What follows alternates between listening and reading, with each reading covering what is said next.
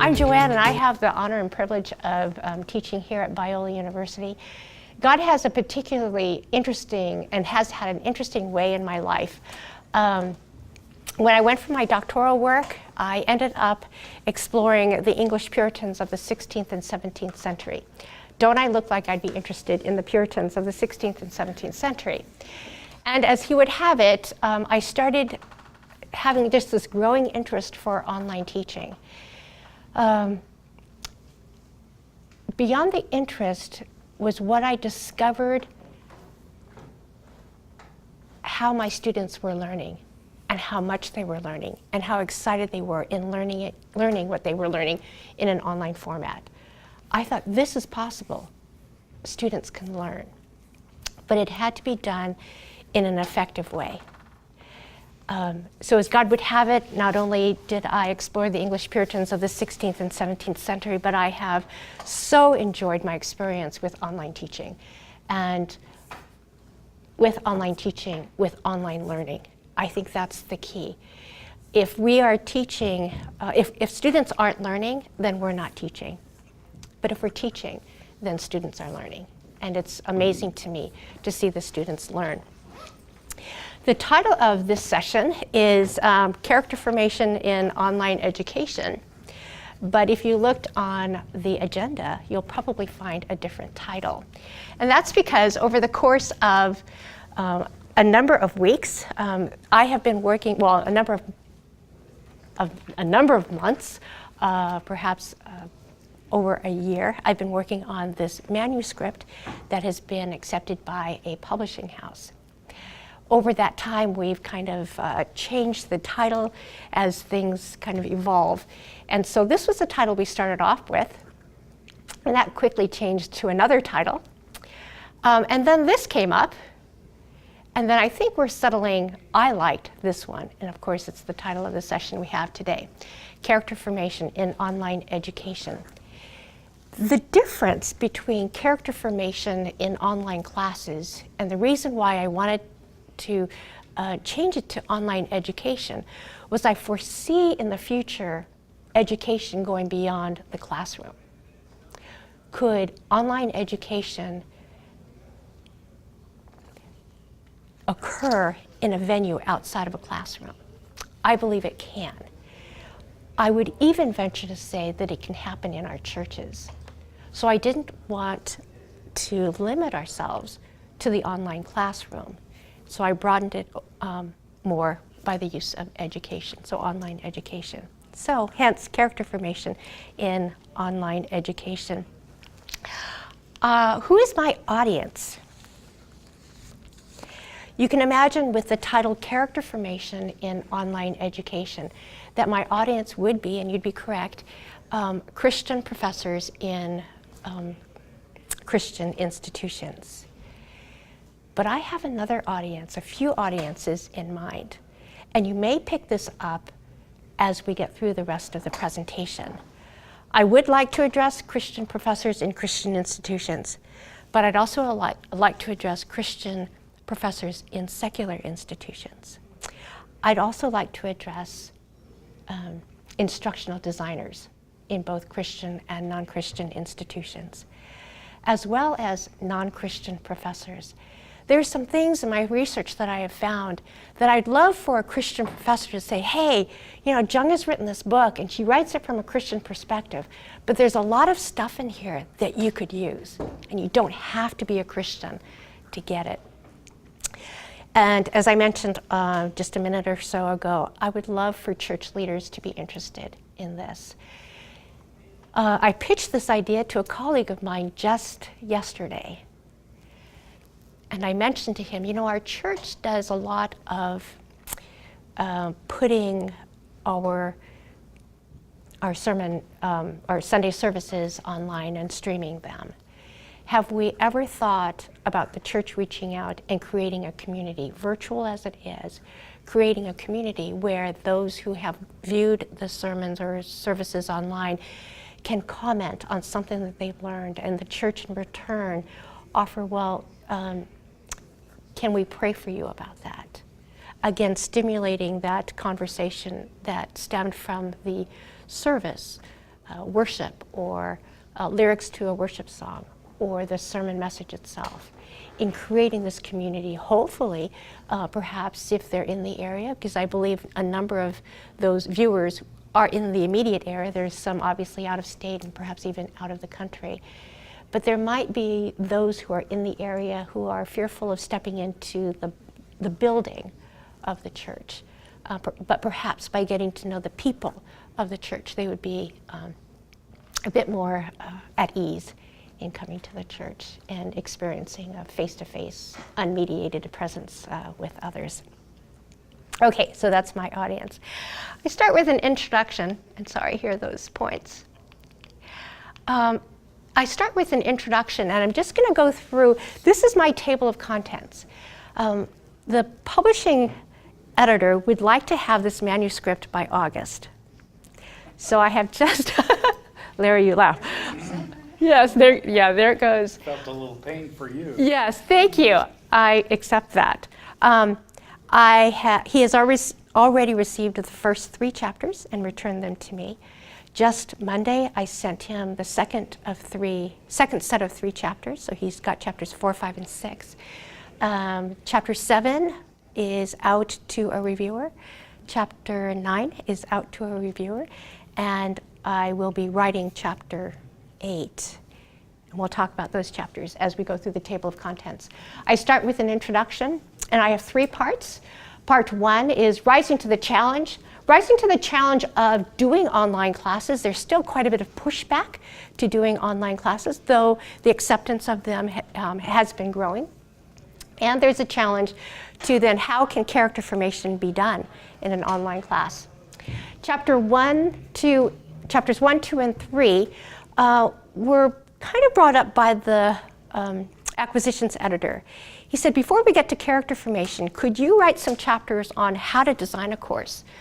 And I perceive that he'd like this book to be an all-in-one readable book, about 120 to 30 pages. So it's not a huge, hardbound book, but a readable one where professors, course designers, administrators can engage with the text in a way that would be user-friendly. And you'll see a couple of those key points come across in the presentation. Online courses that inspire, Chapter 1. Chapter 2, most likely to succeed, the basics to developing an online course. Chapter 3, partnerships that deliver. This is addressing the relationship between a course designer with the professor.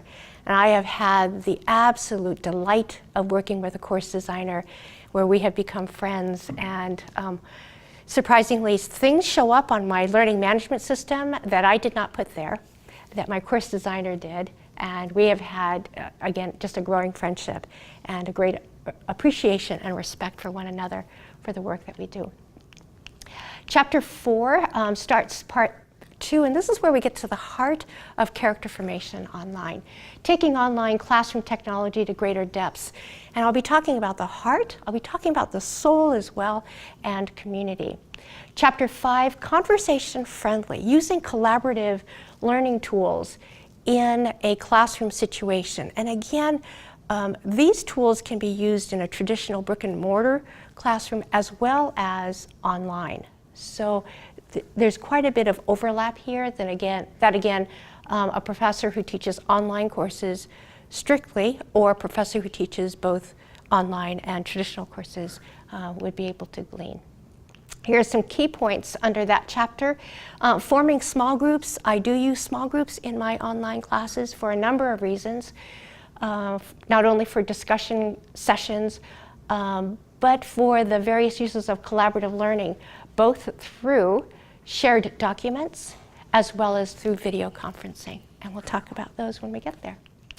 Chapter 6 is titled The Premium Blend, and that is a hybrid course. More and more studies have come out saying that that hybrid model seems to be a wonderful way of taking advantage of a traditional classroom setting, the unmediated presence of a professor, along with the advantages of online presentations.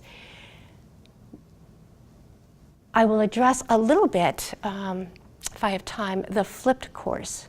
So under an online course, you'd have a subset of a hybrid course, and perhaps under that hybrid course, you'd have the hybrid course you'd have flipped. Okay. Chapter 7, what about if I teach math? And I would say, as the title alludes, that what about if I teach theology? Sometimes it's easy to think, well, you automatically teach theology, so you're automatically integrating. And I would have to disagree. That I think we have to be intentional about integration no matter what discipline we are teaching. So the integration of faith and learning. Chapter 8, using social media in a more social way. I wanted to in this chapter, and I'm going to elaborate a little bit more here because this is the chapter I need to write. But my hope would be to have one chapter that focuses on a variety of accessible social media sites for the reader to see in one place. This is Facebook. This is what it does. These are the people who tend to use it. This is Twitter, same information. This is Instagram. This is Pinterest. This is Tumblr. And so I'd like for the reader to be able to see one place and be informed of all of those sites, and then choose to or not to use whatever site they want to use. I'd also like for them to know that they don't have to use any of it at all, but at least they are informed. And I also wanted to include some best practices and some worst practices, what not to do with some aspects of social media. And of course, the latter part will be assessment. This is where I'm indebted to Rebecca Hong. I've sat with her and will continue to sit with her with regards to assessment. I asked her, what is the first thought that comes to mind when you hear the word assessment? Or what's the first thought that comes to mind with others when they know you're approaching assessment? And she said the most common is this: what can we do to make us look better? And she said, that's not the point. And I said, Rebecca, the comment that I hear with regard to assessment from a professor is, why can't I just teach? And it's fascinating. The perspective now with assessment tends to be, and I believe Biola's approach, is stewardship. How do we steward what we do best in assessment? There's also been a movement away from the individual professor to the community. What is the division, or what is the department offering? And are we able to deliver what we promise will be delivered? So it's more of a community thing rather than just an individual professor. And I think that'll take some time to change that ethos, but it's there. And so I'm excited about that. And of course, there'll be a conclusion.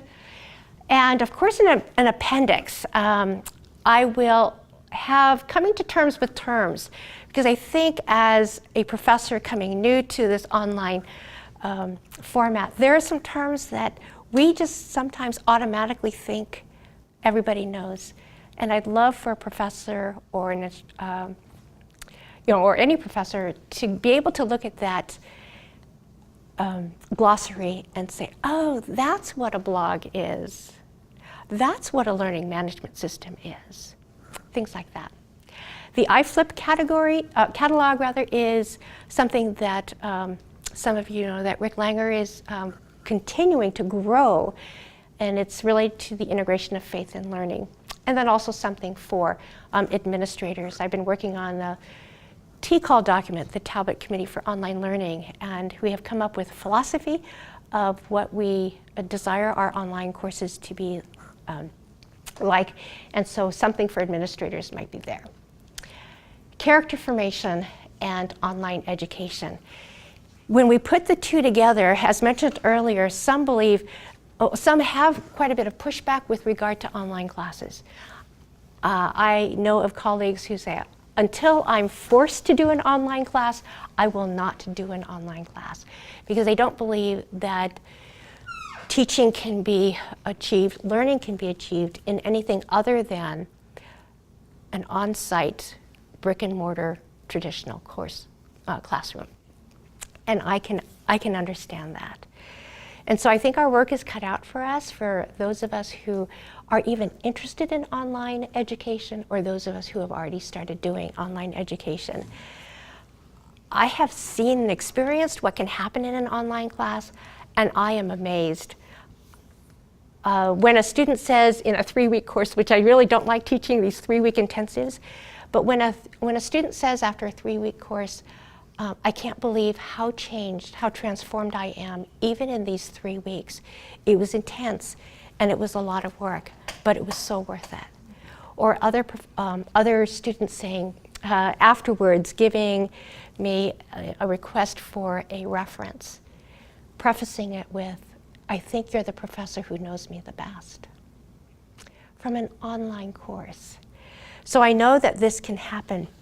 So there's a great fear among educators about online education to begin with, and perhaps it's drawn from online courses being easy. Now, if you ask a student, they're easy because oftentimes you will hear you don't have to do much work. You may not even need to buy the book. You answer a couple of questions on the discussion threads. The professor never shows up. I've had comments from students saying that professors never responded to emails or phone calls. You just turn in a paper at the end of the semester and you're done. It's easy. But at the same time, I hear comments from professors saying that online courses are easy, that they can set the course, wind it up, let it roll, and then go on vacation and never be on a discussion thread, and never respond in their assignments, never have a video conference with students. In that case, it is really easy. So how am I going to approach this kind of situation where the default is it's an easy course for students and it's an easy course for professors? We put that together with character formation. Can character formation be formed in and through an online course? Let me read to you what I have with regard to character formation. Character formation is more than an outward behavioral or moral change. It deals with who I am presently and who I am becoming over the long haul in my life. Whether in the ordinary mundaneness of everyday life or in the challenges and trials that force the true self to emerge, whether in the presence of eyewitnesses or whether in the seeming silent solitude of obscurity, character formation is an ongoing work. It deals with the default me, the real me. Godly character formation is aligned with spiritual formation, as its goal is growth in an honest relationship with self as a whole person, others, and God. It is developed by what we allow to enter most deeply into our hearts and souls, and is a lifelong response to the grace of God by the power of His Spirit in growing likeness to the Son. And God's Word is involved primarily in this process. Many can't imagine that character formation could be achieved in any format other than a traditional brick and mortar situation. But I've seen it happen.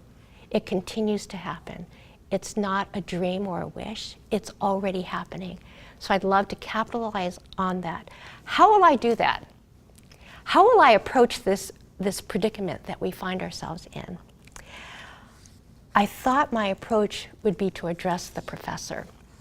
So in approaching the professor, I came across this quote. It's by William Ward. "The mediocre teacher tells, the good teacher explains, the superior teacher demonstrates, and the great teacher inspires." What I also wanted to do was to show a professor that there's quite a bit of overlap, that you don't have to start with a completely blank slate, that there are things that we do as professors that can automatically be transferred over to an online course. There are 3 questions that every professor asks when creating a course, and they're the same 3 questions that show up when we do an online course. Here are the questions. What are the students to learn? That's your course content. That stays the same. How will they learn it? What assignments will you give? What presentations? What quizzes? What exams will you give? How will they learn it? What will they write about? And then how will that learning and its impact on students' lives be assessed? So those are 3 basic questions in terms of content, means, and assessment. 3 questions that all professors ask of every class or course they teach. So in keeping these questions in mind, I kind of thought about, so then why would someone do an online class? I wanted to say for you some perks. What are some perks for the students in doing an online class? I'll give you 5 seconds. Can you come up with any? What would be a perk for an online student? For a student taking an online class? And then I'll give you my list. Timing in terms of? Flexibility of when they do the work and yeah, class. Absolutely. A large percentage of college students do work, and so taking an online class allows them to work those set hours and to fill in with online class hours and assignments. Flexibility of location. You don't have to be necessarily in the same room. You could be even in a different country or Absolutely. otherwise. Yeah, absolutely. I ran an online course one session with one student in Hungary. And that was a challenge, but it was so much fun. And the only challenge was putting her into the group furthest most east so that our video conference time would be lined up. I did not put her in the same group as the student in Hawaii. So those are some types of things that one just needs to think about. Okay, great. Here are some other thoughts about perks for the students. It's easy to navigate a learning management system. It's always there. They'll get a sense of the entire course at one time. They'll be able to see all the modules, all the assignments, so they can see this intentional sequence of why you've placed in order the assignments, the readings, in the order that you have placed them. The clear guidelines are always there. The expectations of students, in addition to what the students can expect from the professor, can be easily communicated through a short introductory video, through emails, and as we saw in our last session, perhaps through social media, as in Twitter.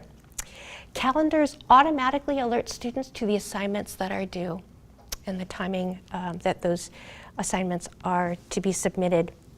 Having embedded video lectures allow the students to view and review them. In a regular brick and mortar situation, if you've missed a point, you're asking your neighbor, what did that professor just say? In the meantime, you've already you've lost the next point, and so you're stuck in that kind of catch-22. The video format also allows students to receive the benefit of direct instruction as they get in the videos, and they can accommodate their own schedules with work, family, ministries, service, etc. Video segments are shorter. They're typically shorter. Justine probably can attest to this. They're typically shorter because they need to be downloaded much more easily. An effective lecture must be specifically crafted and edited for about a 10-minute delivery, and it's possible. Now, many professors would say, but I teach for 75 minutes. How could the content of that lecture be pared down to 10 minutes? It can be. When you eliminate the things that are extraneous to a discussion, you're not eliminating it from the class, from the course, you're eliminating it from that venue, and you're reapplying it to a discussion thread. So you're still having discussions, but it's not in the context of the classroom setting. Online courses afford a great spectrum of learning activities, and it gets kind of taps into our creativity, but it fosters a greater understanding of a given subject when you have learning activities that follow perhaps the read or a written assignment. And then students can engage in an effective learning activity. Okay, so we've kind of touched on some perks for the students. How about perks for your, the professors or for colleagues? Any perks for them? It's very difficult. I'm not a university teacher or professor, I never have been, but when I'm teaching in my classroom in my K through 8, I can't leave my classroom to go observe another teacher because I'm responsible for my students. So Yes. the collaboration's always after, whereas you could be part of a class much more easily. Yes. I have down here that other colleagues can view what you do, either for promotion purposes or in-service training to ensure intentional sequencing from one course to another course within a program, or for professional growth and learning. So we can view these videos. I've actually viewed videos to do promotion letters. So again, it's a helpful source. After the initial setup of a course, as in any course preparation, it's always easier the second, third, fourth time around. So although there is a bit of investment at the front end, the perk of it is that you don't have to keep putting that kind of time in for subsequent times that you run the course. The time typically spent on the delivery of information now is invested in creating that learning community and to maintain that learning community in the course. Doing a cohort, oftentimes courses are linked up together with another course and thus forming a cohort. And partnering with 2 or 3 other online classes helps build the community of the students and also allows the students to see the interaction with professors. And we've done this, allowed the professor of another course into my course. Now that leads to some rather interesting and fun activities, as that professor will come in and make an announcement to my students, and I in return will go on to his course and make an announcement to his students. And they're not always of the most serious nature. So again, the students get to see the camaraderie and the community that faculty have among themselves. If ever in a traditional course, a professor is unable to come to a class, one is sick or happens to get into an accident, God forbid, or for any other reason, you have the videos that can be embedded into that learning management system, and the students really don't skip a beat. It's quite nice. I mentioned that to a colleague the other day, and he said, I never thought about that. So again, it's just another perk for our professors. I mentioned that I've used this for promotion purposes or for in-service training.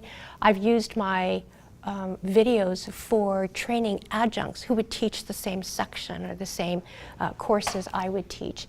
And it gives them an idea of how they can use this in their traditional teaching of the course.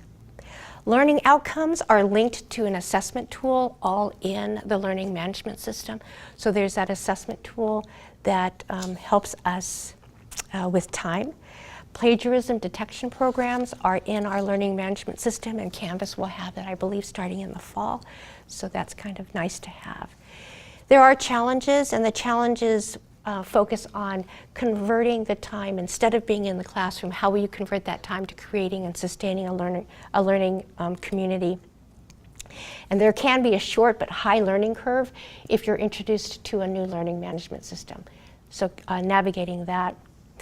Coordinating and ensuring a user-friendly course that is intuitive for students to navigate as seamlessly as possible. So at that front end, what you're doing is mindfully walking through your course, asking yourself these questions. What are the students learning? How are they going to learn it? And how is it going to be assessed? So you're asking those same 3 questions as you're creating the course and allowing the students to navigate, again, almost seamlessly through your course. And then, perks for students and perks for the professor and the challenges. Most likely to succeed, I divided this into the art of an online course and the science of an online course. The art of an online course, I focused on the qualifications for a successful online professor. There are 5. I'm going to go through these rather quickly. The first qualification is you communicate effectively and winsomely, manifesting care and dedication to students and their learning. You simply care about your students, what they learn, and how they are learning it. Sometimes it takes the honest critique of a trusted colleague to sit in on that classroom and for that mutual dialogue to occur to improve. It's helpful to look at things like the idea evaluations, look at those comments, and to assess them correctly. I have found that oftentimes with the evaluations that we don't understand how to interpret them. I still don't understand our idea evals, so I need to approach my division chair or the CLEAR office to find out more about what do these numbers mean and what do they imply. What are my students learning or what are they not learning from, again, these evaluations.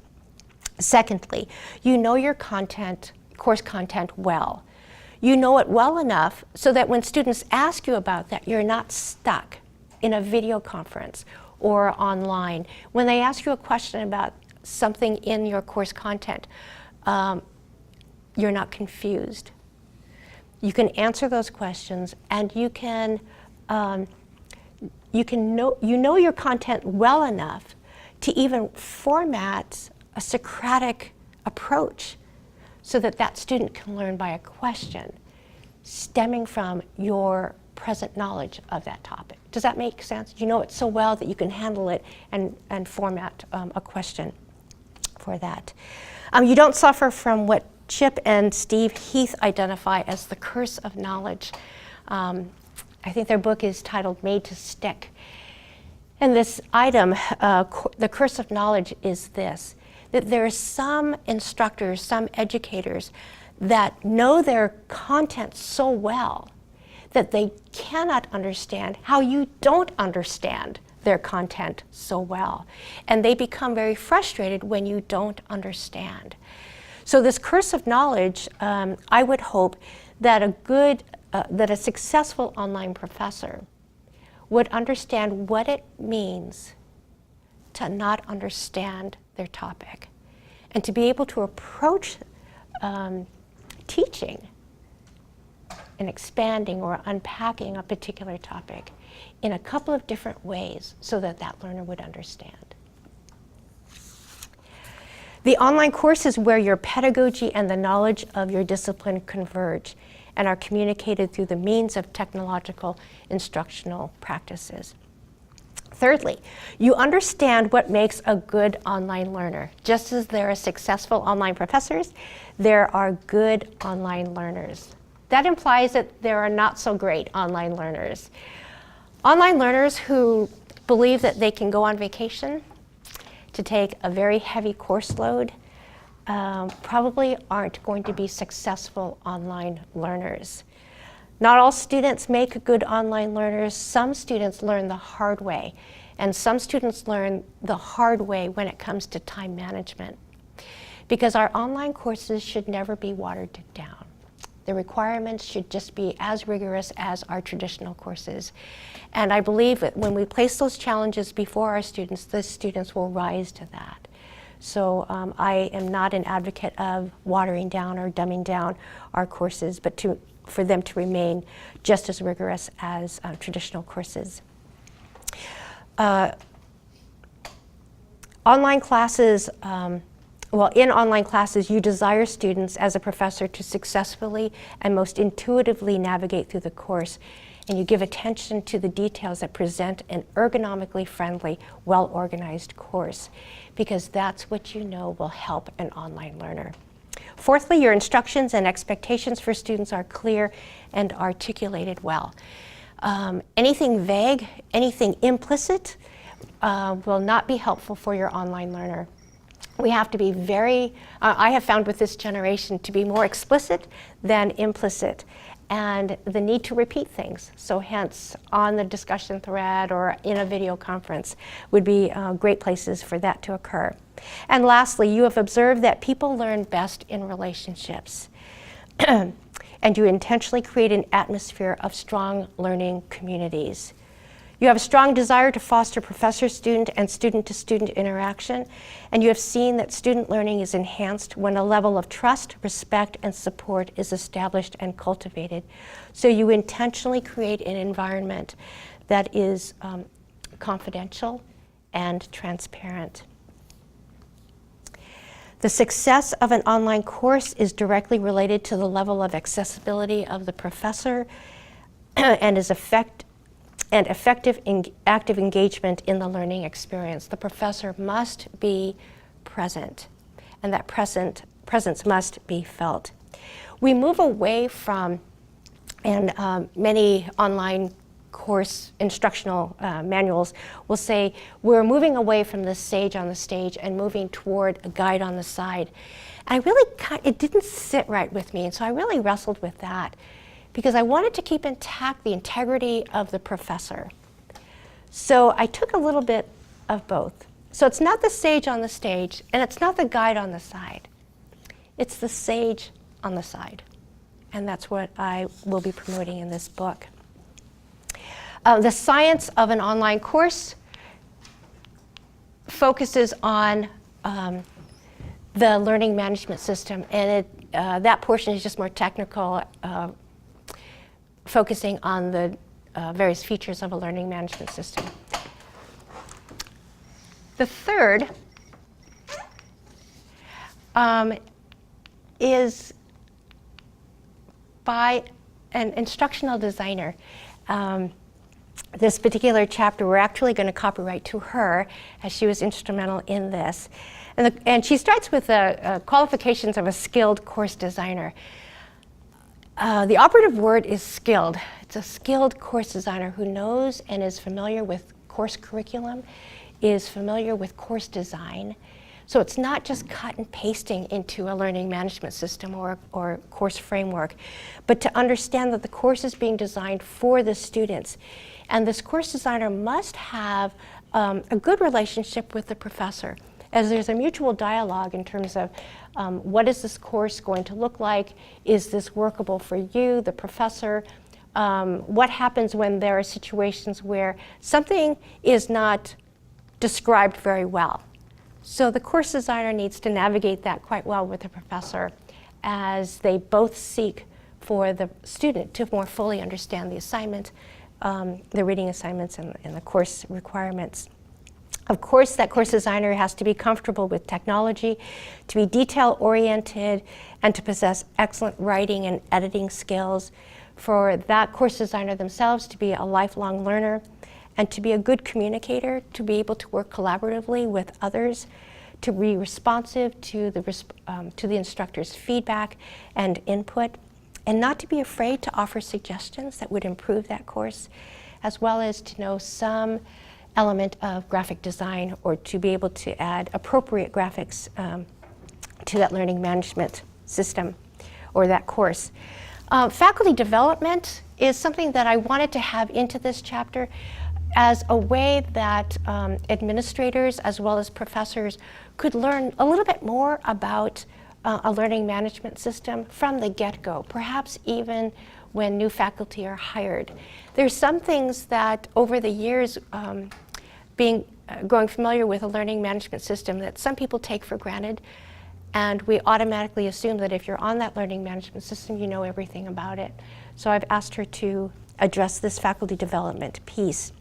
There's a checklist in terms of what to look for as we design a course. There's team support, mutual support, not just between the instructional designer and the professor, but also with the videographer.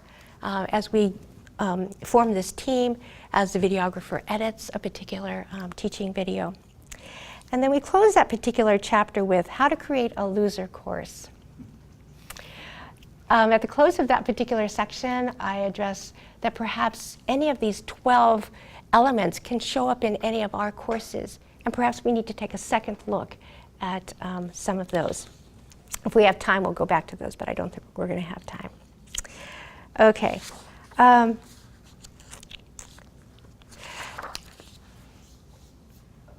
Part 2. This is where we really get into character formation. the heart. The heart is composed of the mind, the thinking function of the heart, the mind, emotion, and will. I elaborate on that a little bit more in the book, but here I'm just going to focus on emotion. Now, when we talk about emotion, what I'm not saying is that you need to be emotional when you teach. What I am saying is that you must get to the level of emotion in the heart, and that gives us the greatest probability of something being learned. More and more studies are being done, and it's echoed in the business field and in psychology, that emotion has much to do with feeling. And when we feel something about what we've learned it better. So if we can get our learning to the level of emotion, we are more apt to have taught something, and students more apt to have learned something. So the aspect of the heart. I also address the aspect of the soul. Now let me ask you this. I'm not going to embarrass anybody, but if we were to go out on the corner and interview Joe Citizen, Joe Christian Citizen maybe even, and ask him or her, would you be able to tell me what the soul is? What do you think Joe Citizen might respond with? What is the soul? Depends on whether they're outside of the Biola or on the campus. Okay. Either outside the campus or even inside the campus, this is what I've discovered. What might a typical response be to what is the soul?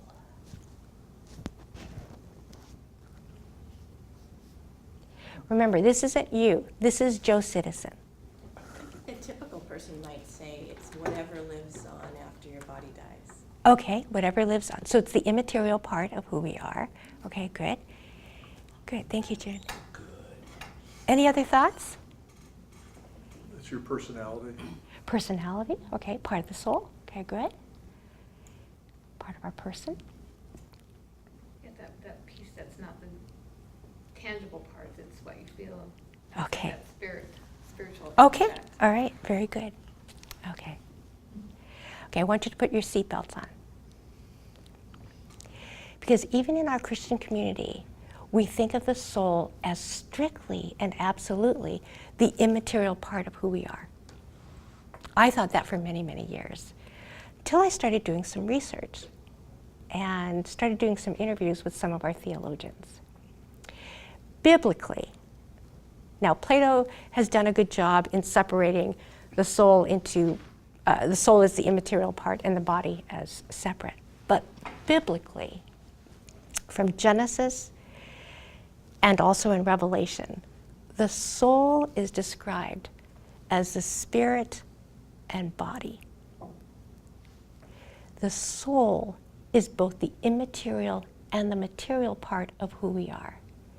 It is the whole person, spirit and body. If that is so, if that is the soul, I'll ask you a couple of questions. When were the last 2 times you actually used the word soul in a conversation?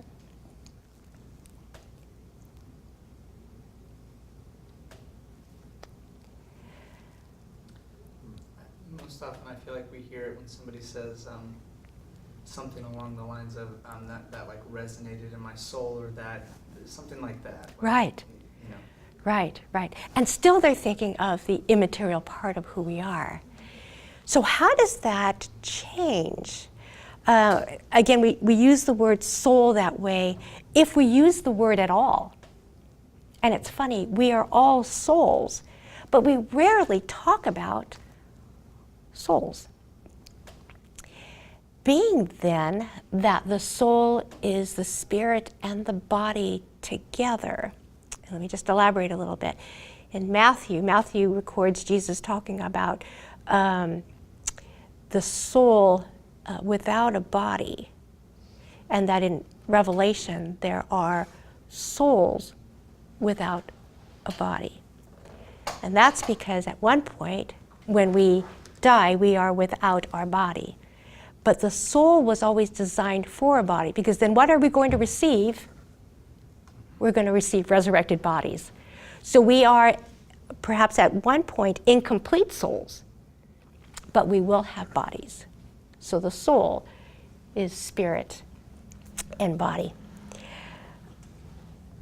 If the soul is body and spirit, how might that change our approach to asking questions or forming prompts for our students? If we gave them a correct understanding of soul, could we move beyond prompts that simply address the immaterial part? Could we sometimes think about actions that involve the body that impact the soul? Did I just lose you? Okay. It gives us a different framework. What types of questions can we ask our students with regard to the heart and now with regard to the soul that can impact their souls? Not focusing just on the immaterial, but focusing on the whole person. Could we include the word soul in some of our discussion questions? Again, prefacing it with a correct understanding of the soul. Could we incorporate that word soul into a discussion prompt? Perhaps even bringing it up into a video conference? I believe we can. Now, a typical response of a student might be, well, what do you mean? What do you mean soul? And I think that's where we need to be very clear and articulate that biblically the soul is the spirit as well as the body. All right. There are consequences of leaving the body out of the discussion of the soul, because we leave out then the actions and how actions can impact the heart and the soul. So how do we address this? Well, I mentioned one way, and that is a well-framed question. Actually using the word soul, again, after you've adequately described and defined what soul is. Now, using well-framed questions that incorporate the word soul. Well-framed questions reveal something about the questioner as well as the one who answers. What does a well-framed question that incorporates the word soul reveal about the questioner?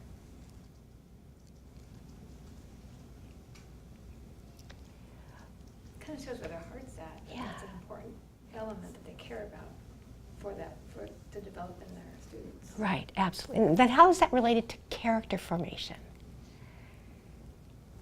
There's a holistic approach Absolutely. to the student with both body and spirit. Absolutely. Action-oriented, but starting in the heart. Yes, absolutely. So it becomes more than just an idea, it's more than just a thought. Because I think there are far too many Christians who have great thoughts, but we don't see it translated into their behavior. And that's how we impact the world, impacting that behavior. Okay. Also, in well-framed questions force you to think. It forces you to meditate. And especially if you're then responsible to add to a discussion thread or to a video conference. It forces the students to reflect. Now, reflecting on a matter is the brain's way of making connections toward grasping a concept or truth. The deeper something is in your heart, the more it influences our life, spirit, and body. Questions focusing on character formation reflect this approach. Information, facts, and truths are applied to students' lives or how they want their lives to be characterized. Well-framed questions force students to wrestle with or to meditate on the information presented. Questions that impact character formation are those whose answers make a close connection between the subject matter and human emotion. The inclusion of soul in questions and conversations is vital. And it's vital because now that student becomes part of the community where this is shared on a discussion thread in a video conference. And video conferences can be created with or without the professor being present. So they can have these groups and these conversations within these groups quite easily. And so this brings in the aspect of community, and that the best learning in any season of life has and continues to take place in relationships. We think about it even from an infant stage. Learning takes place in relationships. We are undeniably relational because we are made in the image of God. So no matter what the technology we use, it will always be used for people to connect. The community aspect conveys the value and role of each person in that group. In an online community, this includes relationships with both professors and fellow students. Community is what makes possible a powerful structure for shaping and bringing about individual and corporate change, character formation. I have to add this about brain growth and when it applies to meditation, because well-framed questions will force students and force people to think and reflect. There have been some scientific studies, and it's shown that there are structural changes in two important parts of the brain, the left hippocampus and the amygdala. Meditation helps increase the gray matter concentration of the hippocampus, and this area is important for learning, for memory, and for compassion, among other things. How do you think that might impact character formation? If meditation is an area, affects the area for learning, memory, and compassion. It's interesting that stress-related disorders have been associated with smaller hippocampi. So meditation helps build that structure in the hippocampus. And I found this really hopeful, and I hope it will encourage you as well. As a hopeful aside for the reader and this author, the hippocampus is well known for its ability to generate new neurons, and it has been shown that the volume loss is reversible. So if we haven't been meditating, now would be a good time to start meditating and have experienced less stress and more compassion and a greater ability to learn and to memorize. Mindful meditation affects psychological well-being that can be found beyond a student's or an individual's time in meditation. So the effects of meditation are lingering. So we may be doing our students a favor to encourage them to reflect on a matter, to spend time on a matter, and to power off from technology for a short while for that purpose. Okay. Collaborative learning tools. I do use small groups. A good number for small groups is anywhere from 5 to 8. Most of our learning management systems with regard to video conferencing can house up to, I believe, 10. It gets a little sketchy after that. And I'm sure the learning management systems are wanting to increase that, and I'm sure they're probably already doing that now. But 5 to 8 in a group seems to be good to foster dialogue, to foster mutual transparency and honesty. Discussion, okay, I kind of jumped ahead of myself. Okay, I'm sorry, the forming small groups. So I do use small groups. These foster great communication and dialogue, conversation in the discussion sessions. Discussion prompts I do use quite regularly and focus on the quality of those discussion prompts. There are poor discussion prompts. Have you done the reading? Did you like the reading? So you can imagine those are pretty poor discussion prompts. And then I would ask, or to add, professors' engagement with the discussion threads. I mentioned early on and all through this presentation that the presence of the professor is integral. It is imperative. So the appearance of the professor on a discussion thread, commenting either to the group, commenting to a particular student, if that is the matter, please, I would encourage that. With our learning management systems, it's quite easy to leave a written comment, but now you can leave a media comment. So I have left video comments with students on their assignments. At some points, I will video my prayer for that student. If they have written something that is particularly transparent, I will pray for that student. And it's fun that the student now has a recording of the professor having prayed for them. So it's not a one-shot deal. It's something that really continues to make an impression on the student in terms of the professor's engagement and presence in the class. So discussion sessions are critical. Profit sharing through collaborative learning and shared documents.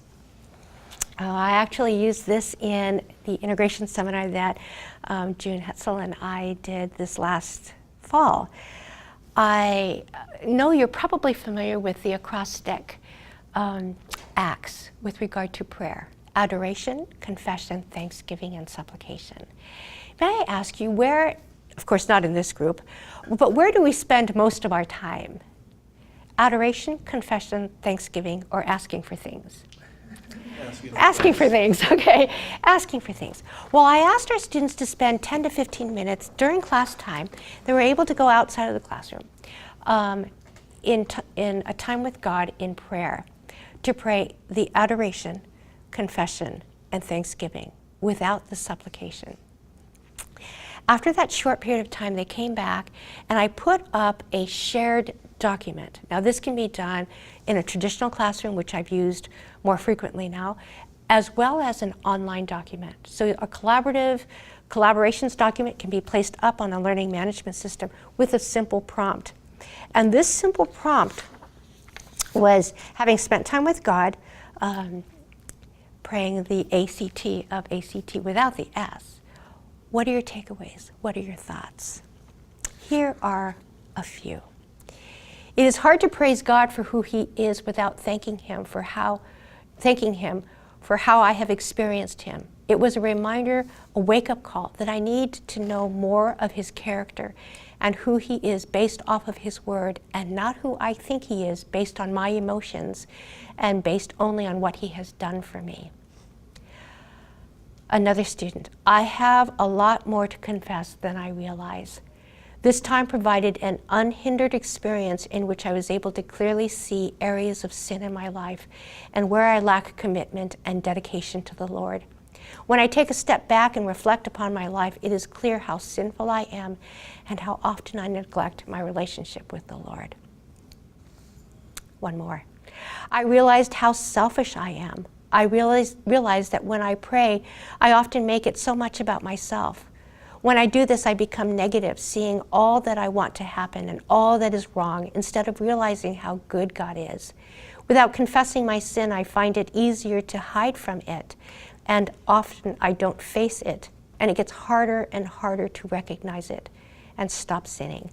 I also realized how much I thank God for my blessings, not for who He is.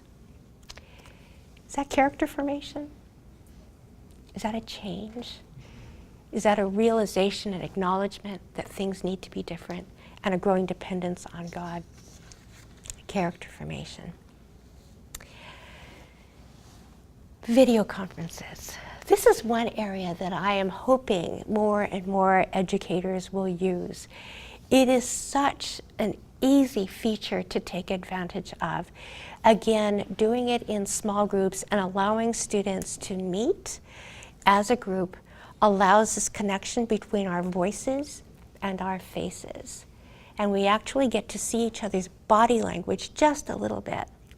Now, on the professor's end, I've done these video conferences from various parts of my home. So my students have virtually come to my home. They've come to my living room and to my kitchen. And on the students' end, I have serendipitously met parents.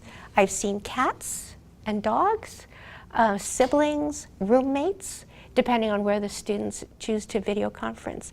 And it has been a wonderful opportunity to get to know them a little bit more on a different level. Video conferences are determined, the length and the frequency of these video conferences are determined by the professor. I have found it most easy to send a schedule out to the groups saying groups 1, 2, 3, and 4 will meet at 10, 10:30, 11, and 11:30. I like the 30-minute increments because because students find 30 minutes with a group, I can do 30 minutes. 1 hour would be very difficult, but I can do 30 minutes. The students all know their scheduled times beforehand, and so when I open up a video conference, I invite everyone, though they know the specific time that they're to join in.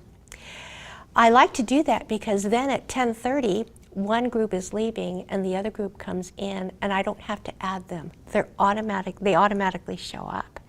If a student appears a little bit early, that's fine. I take advantage of that and allow them to introduce themselves to this other group, and they discover, oh, there are more students in this class beyond the 5 in my small group. And you just seize those opportunities for, again, building a learning community.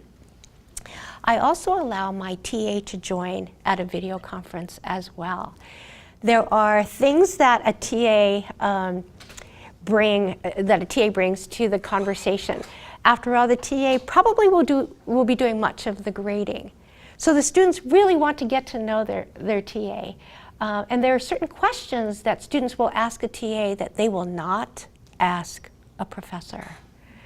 So at any given point during a video conference, I will inform the students, I'm going to leave my screen and mute my computer.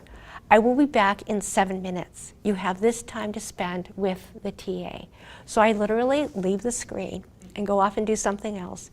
And the students will ask my TA questions that they would never ask me. Questions such as, is it possible to get an A in this class? So again, it just gives understanding to the students that we understand them and the need for these kinds of conversations. And then I come back for those last few minutes and answer some questions that perhaps the TA couldn't answer, or to address some other things that may have come up in that conversation. Okay. All right, premium blend, hybrid classes, flipped classes. I include some learning experience ideas in this chapter, as well as the serendipitous acts of the professoriate. And that is what I explained before, just allowing another professor in a given cohort to join that learning management system, to join that particular course, and to allow that mutual dialogue to occur. We have played practical jokes on each other through these through our courses, and the students have had great fun getting to know us as individual professors, but us as a community of professors here at Biola. Integration of faith and learning. It doesn't take much to step outside of the box. Hear me out on this. Sometimes we think that we can't get a particular learning across to a student because they're not in this physical classroom that we have with them. But we forget that the students live in a context where they live. So can I create an assignment? Can I create an activity for them to engage, not necessarily on campus in a classroom, but where they are in their context, in their own community? This is what I did. One of the topics that I address is service in my class. And in my class, I offer an opportunity for me to wash my students' feet. Now, given a 50-minute course, I don't have time to wash all 40 students, the feet of 40 students. But I do wash a few, and it's quite a moving experience. Now, when this was captured on video and then embedded into an online class, I wrestled with how then can my students apply this and gain that experience? Because when we experience something, we learn it more deeply. So this is what I did. I have my students view that video of the foot washing. There's no sound recorded, but they can see the body language, they can see the bowed heads, they can see the tears being wiped. And then my assignment to them is by being led by the Spirit to wash someone else's feet, go and do likewise. So in their context, in their community, they are experiencing something that most of my students in the classroom would not experience from my doing it with them. Students in the classroom can offer to do that outside the class, but certainly with our online students, think about going outside the box, and it's not that far a jump, to encourage those students to engage with that particular activity. Oh, yeah, power button.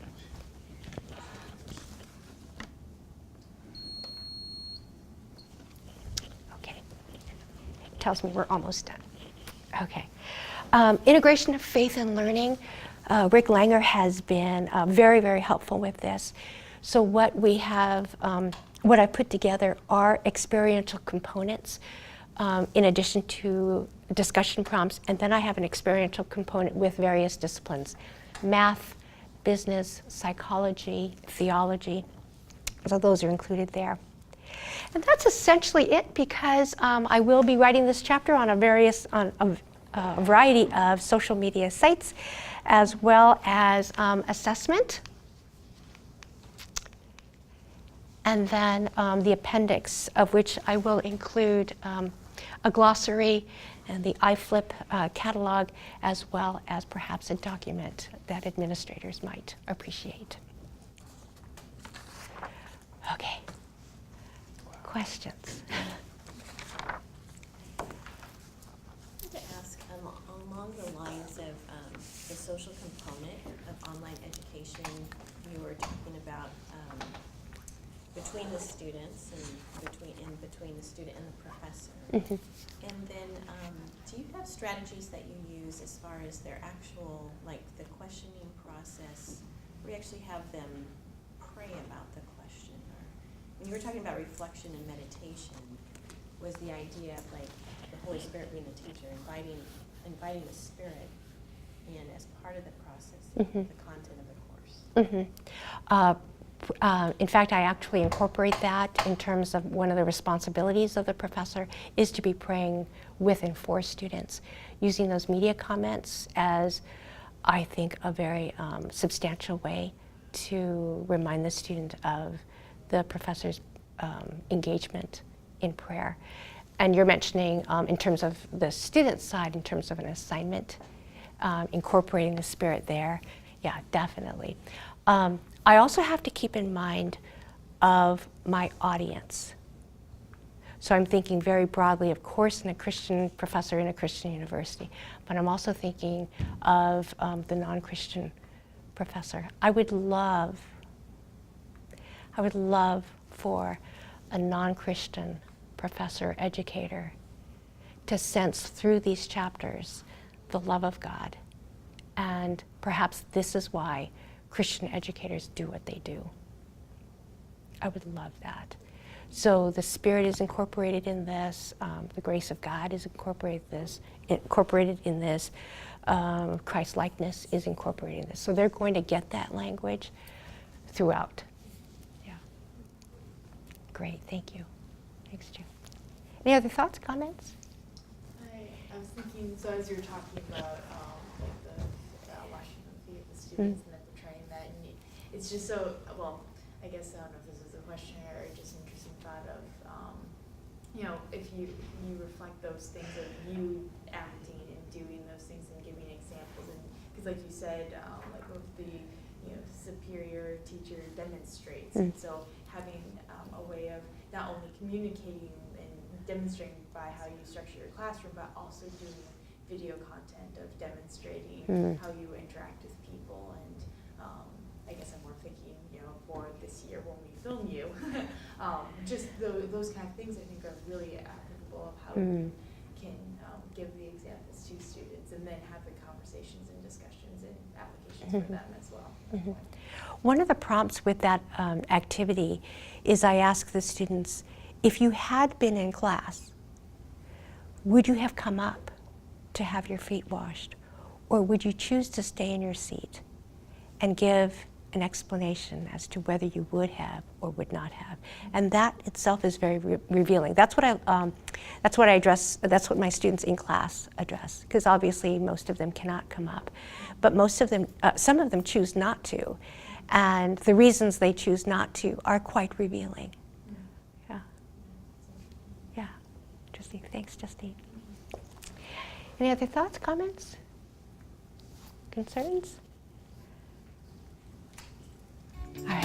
Thank you so very Biola much. University Thanks for offers a attending. variety of biblically centered degree programs, ranging from business to ministry to the arts and sciences.